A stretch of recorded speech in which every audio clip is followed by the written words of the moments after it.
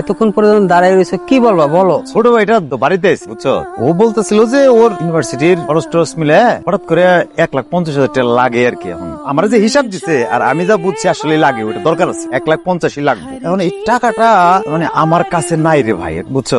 চিন্তা করছিলাম তুই যদি আমার একটু সাহায্য করতি, এই মুহূর্তে তুই ছাড়া আর আমি কারণ দেখি না আর কি। আমার কি 1,50,000 টাকা দিবি একটু? আসলে আমার জানা মতে তোমার জীবনে যা কিছু আছে সবকিছু তুই ভাইদের পিছেই খরচ করছো। একটাবার কি ঢাকা খোঁজ খবর নিয়ে দেখছো যে তোমার ভাই ঢাকা কি করে? নেশা পানি করে না লেখাপড়া করে? আমার ছোট ভাইয়ের এসব অভ্যাস নাই। আর তো ওর তো রেজাল্ট ভালো আছিল, মেট্রিকে ভালো রেজাল্ট করলো, ইন্টারে ভালো রেজাল্ট করলো, তারপরে না ওরে ঢাকা প্রাইভেট ইউনিভার্সিটিতে ভর্তি করাইলাম। ভাই প্রাইভেট ইউনিভার্সিটিতে যারা পড়ে এখন তো আমি গরিব, আমার ভাই ছাড়া সব কোটিপতির পোলা পাইনি হয় না, বড় লোক পোলা পাইনি। এই যে 1,00,000 1,50,000 টাকা তোর কাছে অনেক টাকা মনে হচ্ছে না, আমার কাছে অনেক টাকা মনে হইতেছে, ও কাছে 1,500 টাকার সমান। আমি তো আমার বাইরে আবার মেসে রেখে পড়াশোনা করাইনি। খরচ আছে রে ভাই, প্রাইভেটের খরচ আছে বুঝছো, দেয়া যায় না। এখন এই 1,50,000 টাকা আমার কাছে নাই, তুই দে না ভাই। এখন বর্তমানে আমার কাছে কোনো টাকা পয়সা নাই। ওই যে খালপাড়ের জমিটা ওইটা কি নেই, আমার হাতে একেবারে খালি হয়ে গেছে। ভাবছিলাম তোর থেকে সাহায্যটা পাবো আর কি। যাই করো না কোনো ভাইবে চিন্তা করো, বাইরে একটু খোঁজ খবর নাও, খোঁজ খবর নিয়ে ঢাকা যাইয়ে দেখো যে কোন জায়গা টাকাটা দিতেছো। ঠিক আছে ভাই, আসি।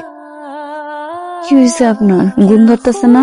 টেনশনে মাথায় কাজ করতেছে না, কি যে করবো বুঝতেছি না। কি হয়েছে? কি নিয়ে এত টেনশন করতেছেন? এই রকির টাকাগুলো তো জোগাড় করতে পারলাম না এখনো। এই জলিলটা যদি না কিছু একটা করতো তাহলে আমার এই চাপটা থাকতো না। মানে একটা ইনকামও যদি থাকতো তাহলে আজকে রকির 1-1.5 লাখ টাকার লেগে এত চিন্তা করা লাগে। আপনি আবার জলিলের টাইনা নিয়ে আসলেন কিসের জন্য? ও ছোট মানুষ, ওকে ইনকাম করার সময় হচ্ছে, ইনকাম করলে ঠিক। ও অত ছোট না যত ছোট তুমি কইতেছো। টাকার জন্য যে দুশ্চিন্তা আপনি করতেছেন, একটা কাম করলে কেমন হয়? এই যে আমার হাতের বালা, এই দুটো যদি বেচে দিই তাইলে কিন্তু 1.5 লাখ টাকা হয়ে যাবে। পাগলামি করো না, খবরদার পেলাম।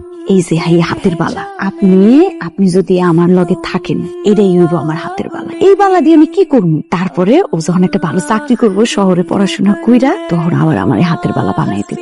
এখন কাজে লাগতেছে, তারপরেও আমার বানাই দিব, হয়ে গেল। একথা কইছো রাইতে বেলা, এটা স্বপ্নেও ভাবে না কিন্তু। টাকার চিন্তায় হে ঘুমাইতে পারতেছে না, আমি ঘুমায় স্বপ্ন দেখবো না। আপনি যে এত দুশ্চিন্তা কইরা রাতে না ঘুমাইয়া ছটফট করতেছেন, যে দেখতে আমার ভালো লাগে, তার থেকে এই পালা দুটা বেচা দিলে একটু শান্তিতে ঘুমাইতে পারবেন। তারপর আপনি যখন শান্তিতে করে ঘুমাইবেন, সময় মতো আমার আবার 2টা বালা বানাই দিবেন, হয়ে গেল। আর আমি বালা দিয়ে কি করবো? আপনি তো বললেন আমার হাতের বালা।